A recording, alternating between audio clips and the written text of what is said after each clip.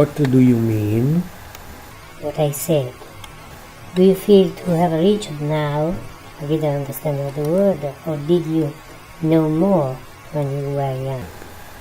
What nonsense. I now know much more about how things work and how people think and behave in different situations. Yeah, but which moment do you think made more of this knowledge? During those happy or during times of difficulty? Well, thinking about it, I often opened my mind when I reached the bottom of anguish and despair. You see, you found yourself the answer to your question. That is, do we live to understand the world? That's good. You see that you begin to understand, but this is only one reason. Then we should wish for the suffering in life. This may be not, but even when young, you would do without the sacrifice of the study, but only with those you are then able to achieve something significant to others in all fields of human activity. Then cause pain helps people grow. But we think that God does not exist, because He won't allow injustice and suffering without limits. The rules of the world are not made for the world itself. It may seem cynical, it seems through the eyes of earthly life. But during suffering, not always we understand something new. But I told you that this is just one reason. You are only a part. Even the ability to feel different emotions have grown since youth. In difficult times, I learned to appreciate things that we had not even considered. Tenderness, compassion, calmness. I discovered them through the years. Yes, but that's not all. Only with the development of knowledge and emotions, everyone can fully express creativity. That is the desire to contribute to the beauty. Beauty expressed in surprising ways. The desire to smile at someone, or make the commitment in own work with passion and intelligence, or playing a friendly game of tennis. Beauty is happiness, and you are complete now. Even better, you are nothing more than this. Too bad that many people think that happiness is just to enjoy the beauty.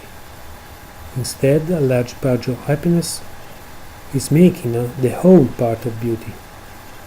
But a lot of people know this and practice it. Words just don't talk about it. For example, those who know what he did, Adriano Olivetti. One who built a factory glass made because the workers could see the sun and the landscape while working. In the 50th years, Olivetti was offering libraries and kindergartens and gave 9 months fully paid to pregnant women. And in this way, in 10 years, he raised the productivity by 500%, and at the same time created and sold the first transistor computer in the world.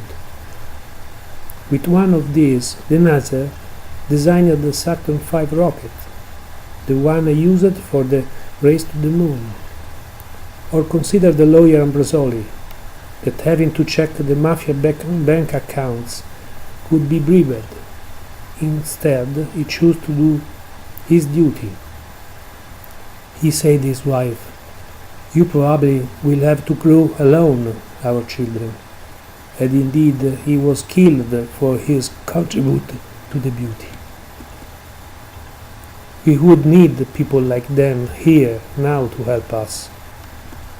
They have already given their contribution to the beauty. Now have other tasks. You are invited to follow suit. No one can feel left out. So at the end of life, is there a future? Even the X-Men continue to serve, becoming fertilizer for plants. How can you think that all this real wealth instead could be wasted? Who wants to find also the evidence of that? Get the scientific studies of Drs. Saint Pernier and Pim van Lommel on the afterlife experiences in case of cardiac arrest. Those experiences of out-of-body and meeting with decedent relatives cannot be explained by the chemistry of death. Or the example of the Medjugorje's visionaries. Several medical teams have shown that during the visions, their pupils are not sensitive to the light. Are you able to not dilate the pupils if someone shines you a light on? On the other hand, just look at their behavior over the years. They have never tried to exploit the popularity to get rich or famous. I have almost convinced. Too bad that all this is just a dream. Are you sure?